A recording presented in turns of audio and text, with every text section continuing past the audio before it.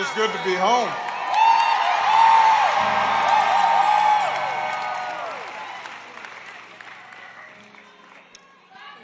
I love you back.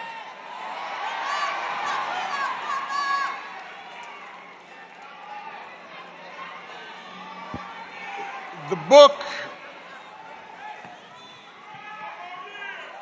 book of Isaiah. Where are you at? Now, see, I believe in the Constitution.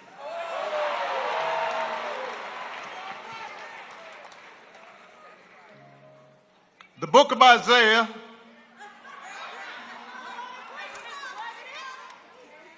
God is looking for a messenger to guide a hardened and resistant people. And the Lord asks, whom shall I send? And who will go with us? To which Isaiah replies, here I am, Lord. Send me.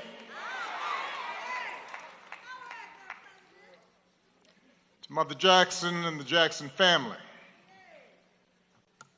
to President and Mrs. Biden, President and Secretary Clinton, Vice President Harris, Pastor Dates, my old friend, though he looking good, Reverend Meeks,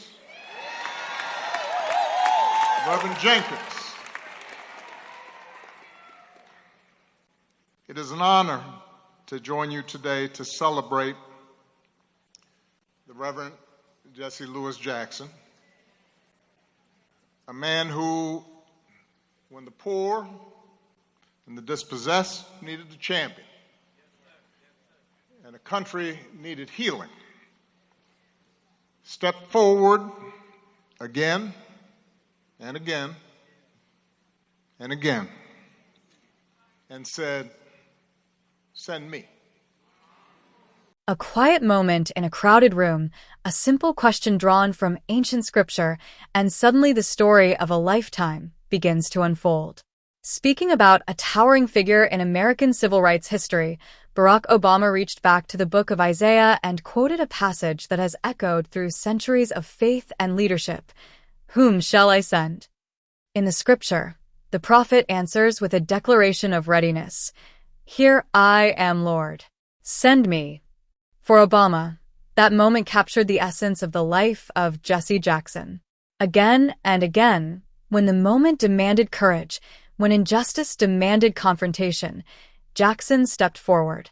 His life, Obama suggested, could be understood as a continuous response to that call, a willingness to stand where others hesitated, to speak when silence was easier, and to push forward even when the path seemed impossible.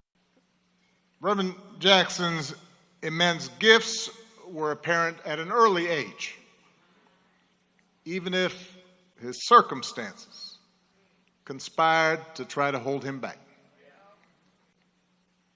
Born out of wedlock to a teenage mom, growing up under the oppressive cloud of segregation, confined to schools, sports facilities, movie theaters that were separate and unequal. It was a world where on Thanksgiving he'd have to wait for his mother to come home on the bus carrying leftovers from the dinner she had to cook for somebody else. A world designed to tell a child that he or she could only go so far. That to think otherwise would be foolish or dangerous. And that wisdom required you to accept your lot in life. And young Jesse refused to accept that verdict. He was a born leader, an athlete, a talker, knew how to talk, star quarterback, student body president. He could have succeeded within the confines that were determined for him and had a successful life. But like so many of his generation, so many extraordinary civil rights leaders in the late 50s and 60s, that Joshua generation, he instinctively understood that individual success meant nothing unless everybody was free. So he became inspired by the bus boycotts in Montgomery. He led 7 black students into the whites-only library, sitting down and getting arrested for reading. Think about that. The library closed, but then it reopened. And when it did, it was open to everyone. Send me, Jesse said, even as a young man, and the world got a little bit better. Jackson's story begins in a very different America than the one that exists today. Born in South Carolina in 1941, he grew up during a time when racial segregation shaped nearly every aspect of daily life in the United States. Opportunities were limited, discrimination was routine, and many Black Americans faced enormous barriers to education, employment, and political participation. Yet Jackson's early years were marked not only by hardship, but by determination. Rather than accepting the constraints imposed by segregation, he pursued education, athletics, and leadership opportunities wherever he could find them. Obama highlighted this period as an important foundation for understanding Jackson's later achievements. It was not simply that he rose to prominence, it was that he did so despite the heavy weight of a society structured to hold people like him back. The experience of growing up in that environment shaped his lifelong belief that social justice required both courage and collective action. By the time Reverend Jackson graduated from college, he had attended Chicago Theological Seminary. He knew the nature of his calling, and he became, as everybody knows, the youngest member of SCLC, assigned to lead Operation Breadbasket here in Chicago, right around the time that Isaiah Thomas is talking about. And it was during this period, and especially after Dr. King's death, when the optimism of the early movement had begun to fade and leadership had begun to fracture, and when the country seemed to have grown bored, gotten weary of the idea of justice and equality, and moved on to other concerns, that Reverend Jackson rose above despair and kept that righteous flame alive. Through Operation Push, he led boycotts and challenged corporate policies around hiring and contracting, recognizing that civil rights without economic justice was an empty promise. He backed unions in their organizing efforts and activists in fair wage campaigns, understanding that if the have-nots and the have-little bits ever learned to make common cause across racial lines instead of fighting each other over breadcrumbs, everybody would benefit. He helped register millions of voters. He fought against biases in the criminal justice system. He drew attention to local abuses of power and called folks at the national level to account. And by the early 80s, he was delivering that message of change and hope across the globe, freeing hostages from captivity, fighting to end apartheid in South Africa. And then, in 1984, as the powers that be in Washington were rolling back hard-won progress, slashing the social safety net, when more and more folks were getting left behind, and greed was being trumpeted as a virtue. See, we've been there before.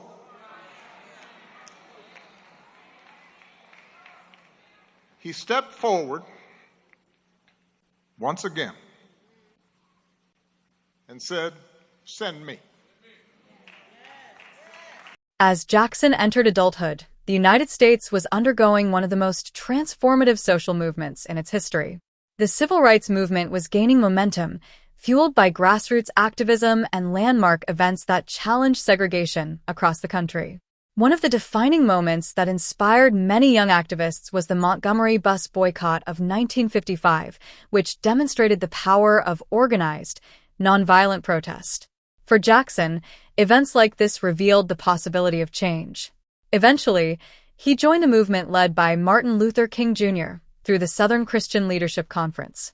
Working alongside King and other civil rights leaders, Jackson became part of a national effort to dismantle legal segregation and expand voting rights.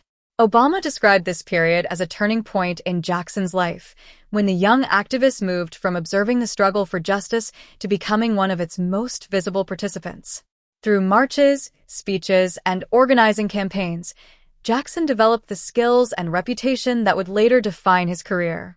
While the movement achieved major legal victories, Jackson believed the fight for equality was far from complete. Political rights, he argued, meant little without economic opportunity. This conviction shaped his leadership of Operation Breadbasket, an initiative that sought to address economic inequality within Black communities. Through the program, Jackson organized campaigns that pressured corporations to hire more Black employees, support minority-owned businesses, and invest in communities that had long been excluded from economic growth. The strategy combined protest with negotiation, using consumer influence and public pressure to demand fair employment practices. Obama noted that Jackson's work with Operation Breadbasket reflected a broader vision of civil rights, one that connected social justice with economic justice. For Jackson, equality was not only about legal protections, it was also about access to jobs, fair wages, and economic mobility. As his influence grew, Jackson expanded his efforts to build alliances beyond traditional civil rights organizations.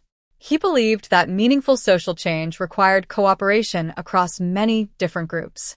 This philosophy led to the creation of the Rainbow Push Coalition and the broader idea of a Rainbow Coalition. The concept was simple but powerful: unite people from diverse backgrounds, workers, farmers, students, minority communities, and activists, around shared concerns about fairness and opportunity. By emphasizing common struggles rather than divisions, Jackson sought to create a broad political movement capable of influencing national policy. Obama emphasized that this approach represented a shift in American politics. Instead of focusing on narrow constituencies, Jackson's coalition strategy encouraged collaboration among groups that might not otherwise see themselves as allies. Jackson's ambition eventually extended to national political leadership. In 1984, he launched a campaign for the presidency of the United States, becoming one of the first Black candidates to mount a serious nationwide effort for the office. His campaign challenged assumptions about who could compete for the country's highest political position. Although he did not win the nomination, the campaign energized millions of voters and brought issues such as economic inequality, voting rights, and foreign policy into national debate. For years later, in 1988, Jackson ran again and achieved even greater success, winning several state primaries and earning millions of votes. Obama pointed out that these campaigns represented more than personal ambition. They demonstrated that American politics could expand beyond traditional boundaries and that leaders from historically marginalized communities could compete on the national stage. The impact of those campaigns extended far beyond the election cycles themselves. Obama acknowledged that Jackson's efforts helped open doors for future generations of leaders, including his own. By proving that a black candidate could build a viable national coalition, Jackson reshaped expectations within the Democratic Party and among American voters more broadly. The campaigns also inspired young activists who saw in Jackson's candidacy a reflection of their own potential. For Obama and many others, Jackson's willingness to challenge the status quo helped redefine what was possible in American political life. Beyond public campaigns and national speeches, Jackson also played an important role as a mentor and educator for younger activists. Obama recalled attending meetings at the headquarters of the Rainbow Push Coalition, where Jackson regularly gathered students, organizers, and community leaders to discuss politics, economics, and social justice. These sessions often felt less like formal lectures and more like conversations about strategy and responsibility. Jackson encouraged participants to study history, understand policy, and think critically about the systems shaping their communities. Obama described these moments as formative experiences, where emerging leaders learned not only about activism, but about the broader responsibilities that come with seeking change. Jackson's long career was not without sacrifice. Civil rights activism in the United States often involved significant personal risk, particularly during the turbulent decades of the 1960s and 1970s. Jackson faced criticism, threats, and political opposition at various stages of his work. Yet, he continued to advocate for policies and programs designed to expand opportunity for marginalized communities. Obama emphasized that perseverance became one of Jackson's defining traits. Even when confronted with setbacks or controversy, he remained committed to the larger goal of advancing justice and equality. In reflecting on Jackson's legacy, Obama framed his life as part of a much longer historical struggle. The achievements of the civil rights movement did not end in equality or injustice, but they created pathways for continued progress. Jackson's work, from grassroots organizing to national political campaigns, helped push those pathways forward. His career illustrates how individual leadership can influence institutions, inspire movements, and reshape public conversation. Ultimately, Obama's message returned to the biblical imagery with which he began.